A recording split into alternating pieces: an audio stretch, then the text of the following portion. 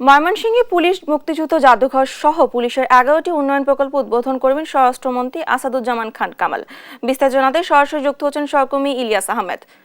ইলিয়াস, অনুষ্ঠানস্থলে স্বরাষ্ট্রমন্ত্রী পৌঁছেছেন কিনা, কি কি প্রকল্প উদ্বোধন হবে আজ,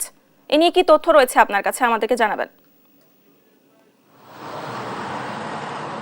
কিছুক্ষণের মধ্যেই স্বরাষ্ট্রমন্ত্রী আসাদুজ্জামান খান কামাল তিনি কিন্তু ময়মনসিংহের পুলিশ লাইনসে এসে উপস্থিত হবেন এবং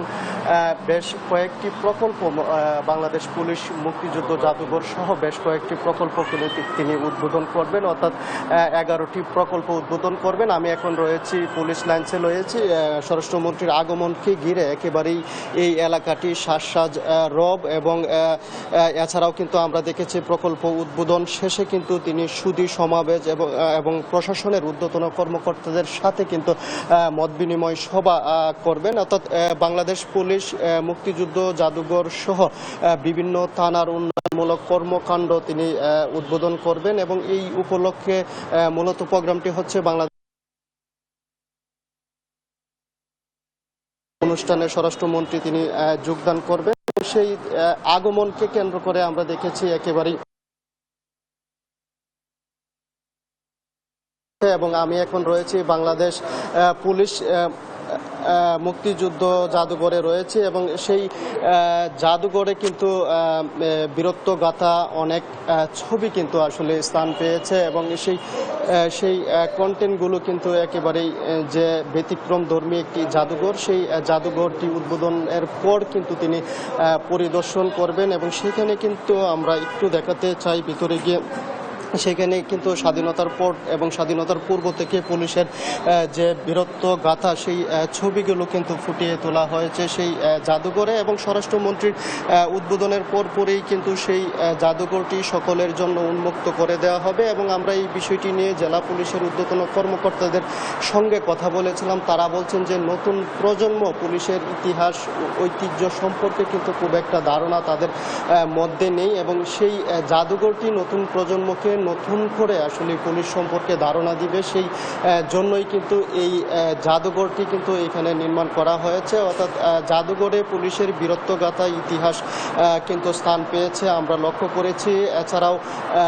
আপনি দেখতেই পাচ্ছেন যে একেবারেই যে পুলিশের বিভিন্ন স্মার্ট পুলিশ কর্নার তৈরি করা হয়েছে, জন্মযোদ্ধা বাংলাদেশ পুলিশ কর্নার কিন্তু, অর্থাৎ বিভিন্ন কর্নার কিন্তু এই জাদুঘরে তুলে ধরা হয়েছে এবং পুলিশের ইতিহাস ঐতিহ্য এবং তাদের যে কার্যক্রম রয়েছে সেই কার্যক্রমগুলো কিন্তু তারা ফুটিয়ে তোলার চেষ্টা করেছেন, অর্থাৎ জেলা পুলিশ বলছেন যে নতুন প্রজন্মকে আসলে পুলিশ সম্পর্কে ধারণা দিতে তাদের যে এই উদ্যোগটুকু তারা কিন্তু নিয়েছেন, অর্থাৎ সেটিকে ঘিরে আমরা দেখেছি সকাল থেকেই এই পুলিশ লাইন্সে কিন্তু বিভিন্ন শ্রেণী পেশার মানুষ কিন্তু তারা আসছেন, যদিও জাদুঘরটি তাদের জন্য উন্মুক্ত করে এখনও দেওয়া হয়নি, অর্থাৎ উদ্বোধনের পরপরই কিন্তু সেই জাদুঘরটি উদ্বোধন করে দেওয়া হবে সাধারণ মানুষের জন্য এবং তারা কিন্তু সুশৃঙ্খলভাবে সেইখানে পুলিশের যে ইতিহাস ঐতিহ্য গাথা যে বিষয়গুলো রাখা হয়েছে এই জাদুঘরে স্থান পেয়েছে সেইগুলো কিন্তু তারা পরিদর্শন করতে পারবেন এবং বিভিন্ন বিষয় সম্পর্কে কিন্তু তারা অবগত হতে পারবেন, সেই বিষয়টি কিন্তু তারা বলছিলেন, অর্থাৎ পুলিশের ঊর্ধ্বতন কর্মকর্তারা বলছিলেন। আমরা দেখেছি স্বরাষ্ট্রমন্ত্রী আসাদুজ্জামান খান কামাল তিনি কিন্তু প্রথমেই সার্কিট হাউস মাঠে আসবেন এবং সেখানে কিন্তু তাকে স্বাগত জানানোর জন্য পুলিশের ঊর্ধ্বতন কর্মকর্তারা সেখানে গেছেন, এরপরই পুলিশ লাইন্সে আসবেন এবং 11টি উন্নয়ন প্রকল্পের উদ্বোধন করবেন, তারপর সুধী সমাবেশ এবং